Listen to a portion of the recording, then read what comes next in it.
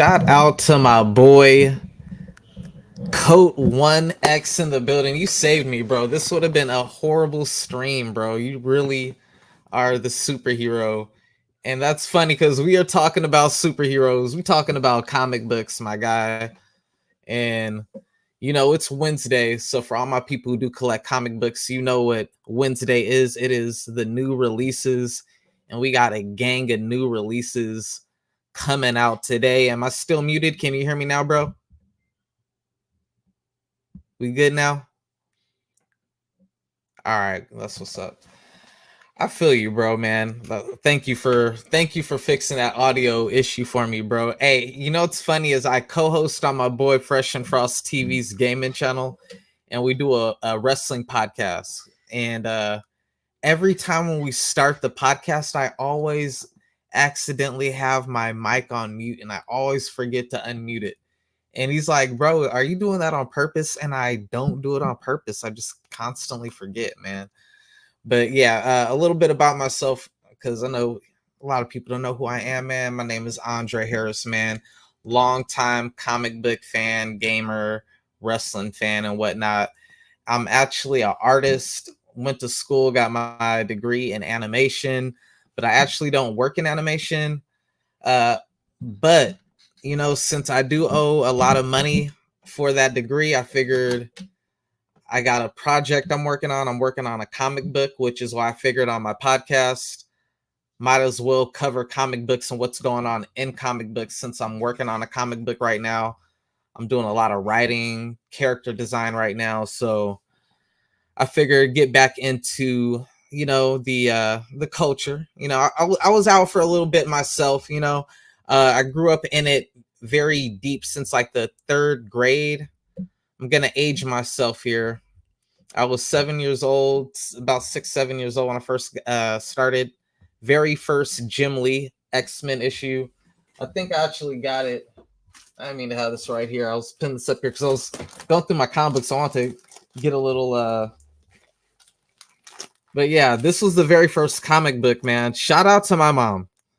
Because my mom, she's not into any of this geeky stuff I'm into, but she took me to a comic book store, and this comic book right here changed my life, bro. This comic book, shout out to Jim Lee too, man.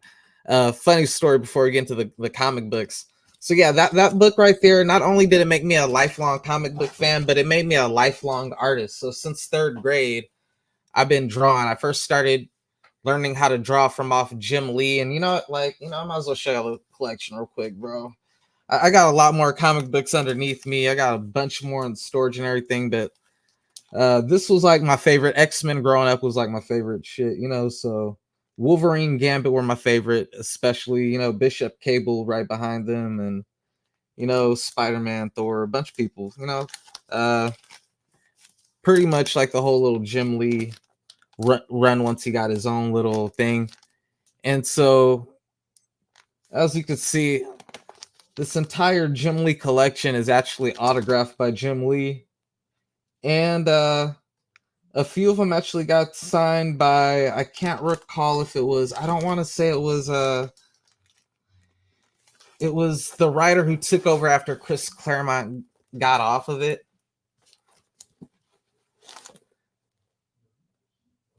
You know what, man? If I put all my comic books out there, it would I don't have enough space on the ground, honestly.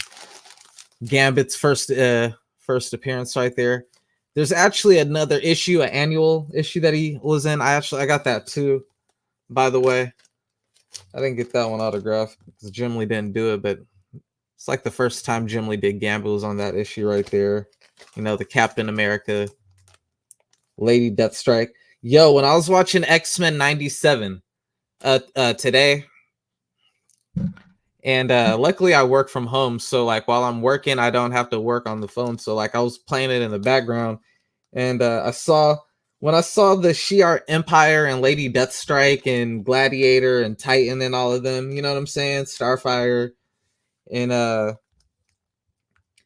then I seen Professor Charles Xavier and the outfit that he wore in. I know I got it in here because it was one of the very first comic books that Execution Agenda was freaking one of my favorite crossovers of all time.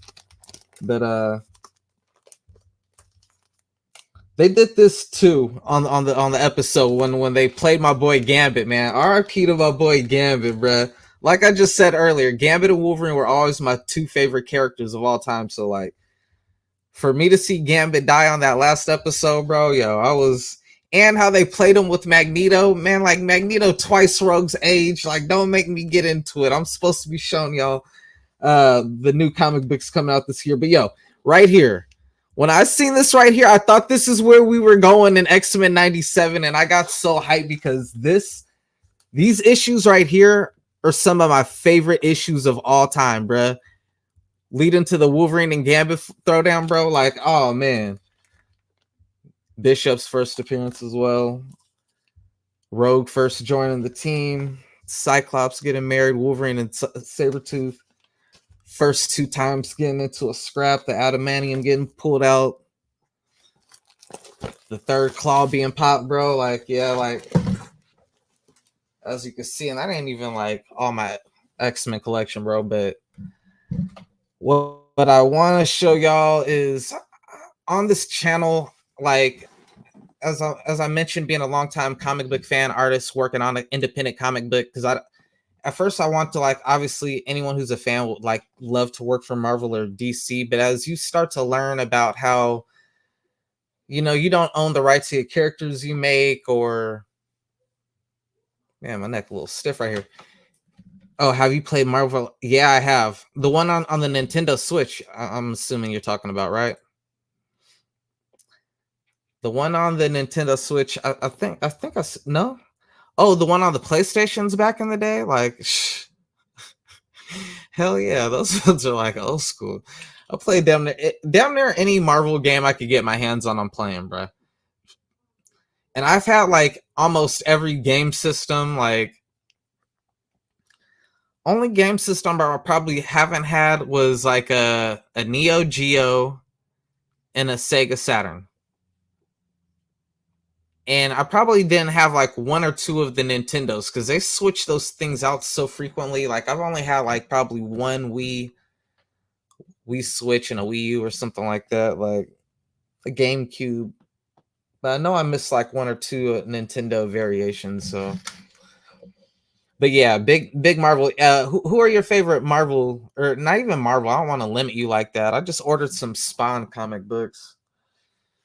Man, shout out to eBay, bro. What I recommend to people who trying to get back into the thing, like, I've been going back and collecting a lot of like the old comic books I used to have as a kid, because at one point, I used to have a shitload of comic books, and my parents, they went on like a very religious tirade, and they ended up burning my whole collection, because at the time I was like in the, like, I want to say the 6th or 7th grade, and that Magic the Gathering, that game was like really huge at the time, and I was knee deep into Magic the Gathering, bro. And for those of you who know the artwork for Magic the Gathering, it's very dark, you know, very gothic, you could say, you know, and they weren't having it, you know, so they started saying that it's like demonic, whatnot. So like they like got rid of a huge portion of my collection. I have to start over and recollect a lot of the books that I initially had as a kid, which is a good thing, because the comic books I did have as a kid, I read them so many times and whatnot that they are, for the most part, in bad condition to begin with. So, I mean, I don't have any plans on selling the comic books to begin with anyway, but yeah, with the omnibus, you know, with the internet now, I ain't gonna hold you. It's kind of hard now. I could see why it's so hard for the comic industry to stay afloat to a certain degree, just because you can go back and go on the internet and find somewhere where you could read every single comic book, you know? Like, I have every Spider-Man Todd McFarlane issue, with the exception of the first 3. The Venom debut, when he goes back to the Like, I just pulled out this one right here, just like from under me. Like here's like the whole little.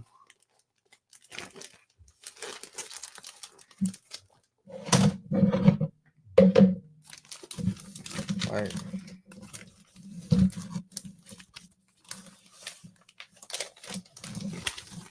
all the times I've been to San Diego Comic Con, because I'm in San Diego, and I've never got to get my book signed by Todd McFarlane. He's like the one person, you know, I can't say the one. I've never seen Eric Larson at a San Diego Comic Con. He's one of my favorites growing up as well. Mark Silvestri was another one. I seen Mark Silvestri for the first time this previous year, and I ain't gonna hold you, man. It was a salty experience. Like, out of every artist I've ever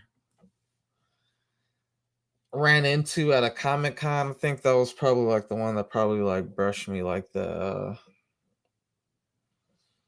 kind of brushed me the wrong way. You know what I'm saying? Like, I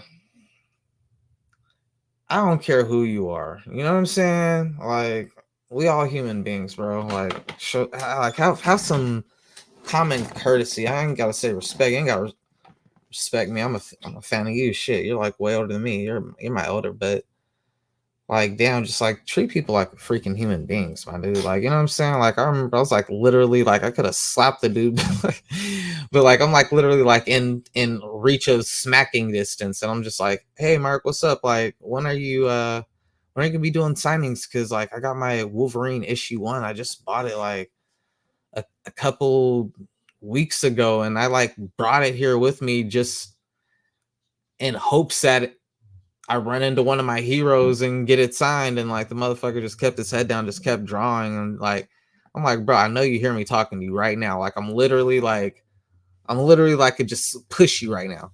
And like his like female who was with him, she was like to the side where like you would have a line, but there was no line because I guess there wasn't no signing at the time. He was just sketching, and so like I was like I can understand like, all right, you're busy sketching or whatever, but like it's Comic-Con, you're gonna be sketching the whole time there. Like you take one quick second, you're not bombarded with people or nothing like that.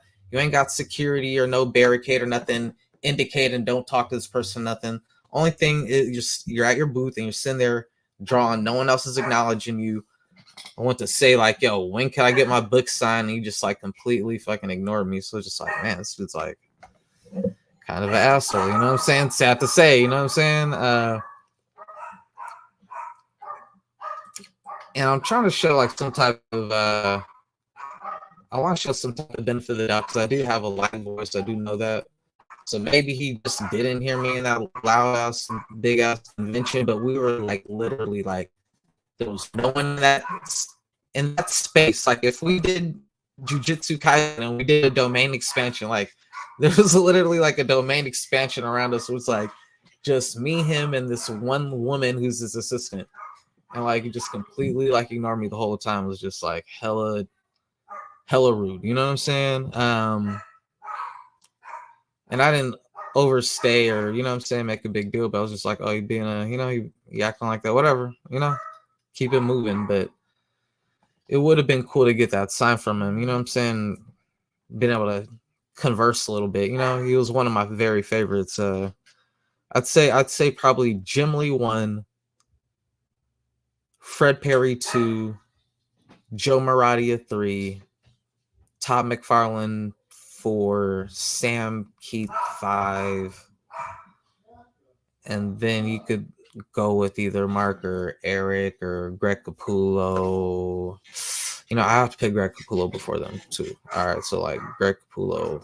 There's a few, man. You know what I'm saying? But like, yeah, I was just like, damn, bro, he was one of my guys, and he kind of like brushed me off, kind of rubbed me the wrong way. But anyway, that ain't what this is all about, man. On today's comic books coming out, I want to do something. I notice when I go on YouTube and whatnot, trying to check out what's going on in comic books, because you know I'll be in and out of it from time to time. Be too busy working on my own stuff. I notice a lot of the time when you look up Marvel or whatnot, a lot of the news that comes up is more so focused on the cinema as opposed to the actual comic books. So we're not garnishing enough hype or buzz towards the comics, which the comic shops and the comic book media need.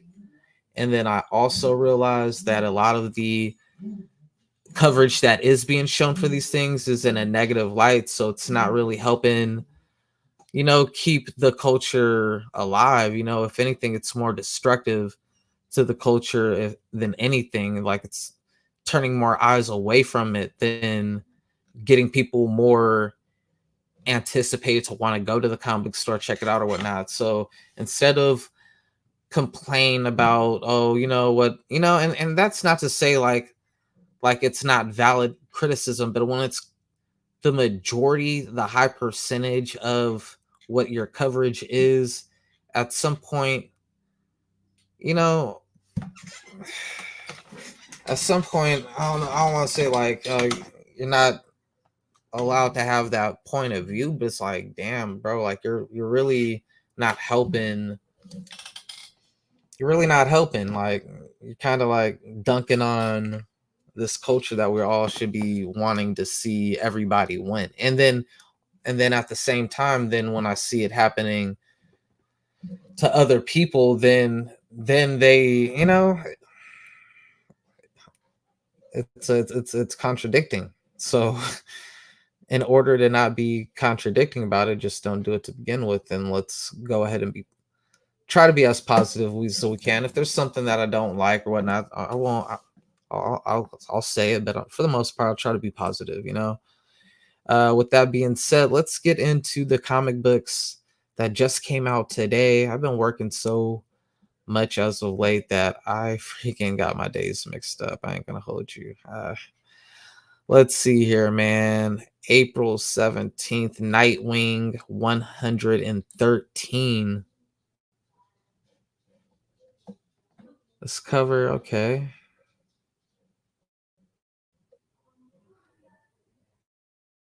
You, you know what's pretty crazy about this cover actually? The rigging animation. This is like you're like setting like the keyframes. But that's pretty cool, I guess. Let's see here. I don't know.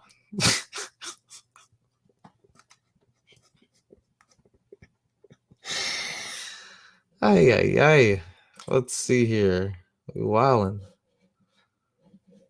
Nightwing. Landmark 300th issue. So this is confusing. It says Nightwing 100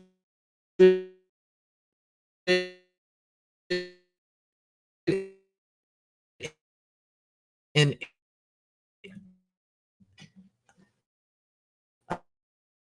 113, bruh. So why, when I read the synopsis, does it say like the universe's most powerful heroes against existence's most sinister villains?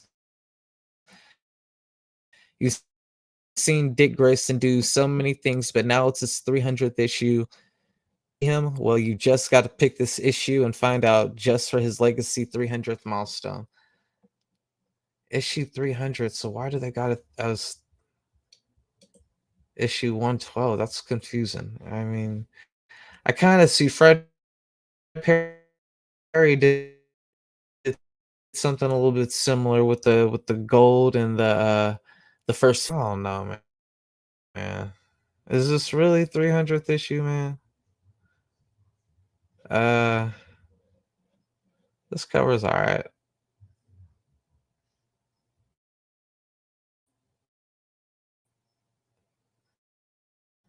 I wonder if this is like the images from the.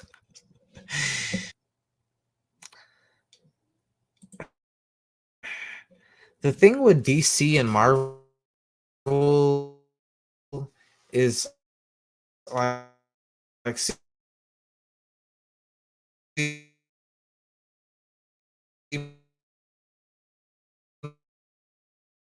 man, coming from that 90s era, like the art, the inside is gonna reflect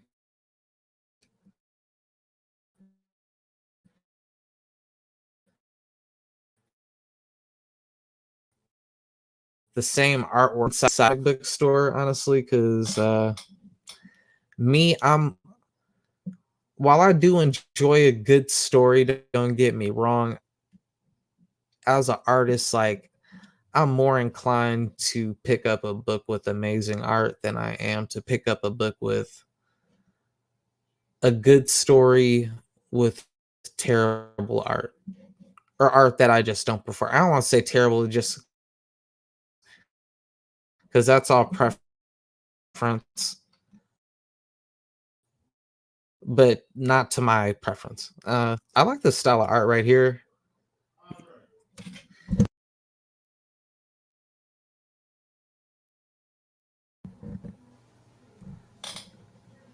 All right, so next, let's see here. The synopsis reads: Beware the power of the Doomite. Following the imp-shattering events of the Batman Superman world's finest 24 annual and number 25, it's up to Mr. Mazit. I can't ever say his name because of how it is. Mixit. I ain't gonna even try no more. Batmite to convince Batman and Superman that they are the real for this time. If this time, then our entire dimension is in jeopardy. Let's see here. Yo. Now this cover right here.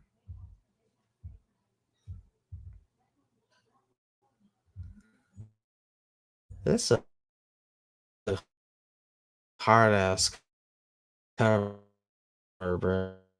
Jim Lee, yeah, Jim Lee did that. This is doing amazing. Stop that for that cover alone. I ain't gonna hold you, bro. That cover is sweet.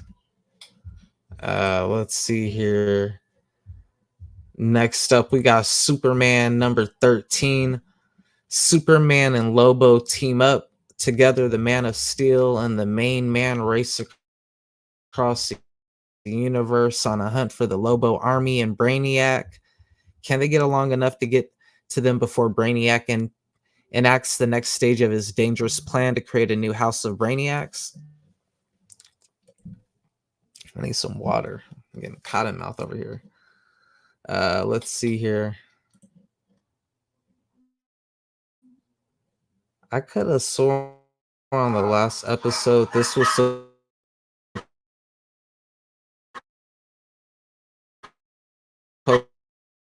to drop last week, so I guess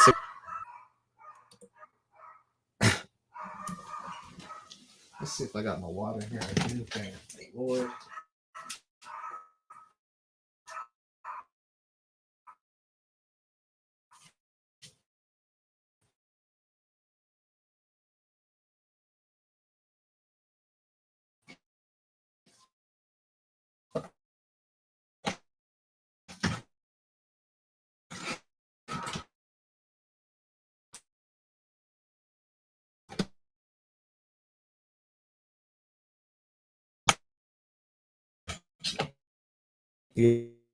Yeah, this Superman cover right.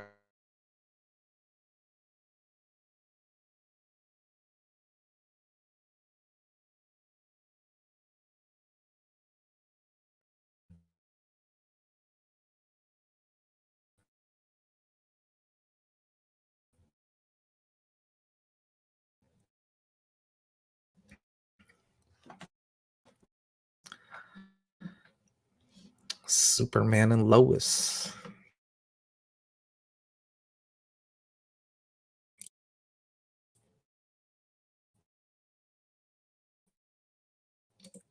Back if my stream